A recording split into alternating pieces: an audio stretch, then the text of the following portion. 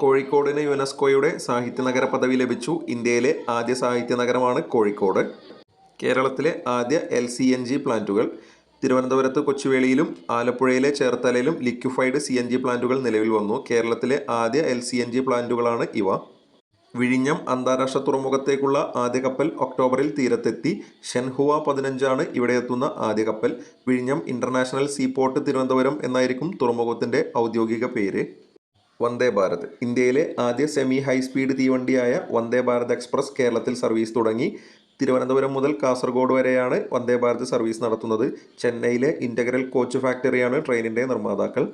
രാജ്യത്തെ ആദ്യ water metro സംവിധാനമാണ് കൊച്ചി വാട്ടർ മെട്രോ. 2023 ഏപ്രിൽ 25-ന് പ്രധാനമന്ത്രി നരേന്ദ്രമോദി ഉദ്ഘാടനം ചെയ്തു. വലിയ ജില്ല ഇടുക്കി. സംസ്ഥാനത്തെ ഏറ്റവും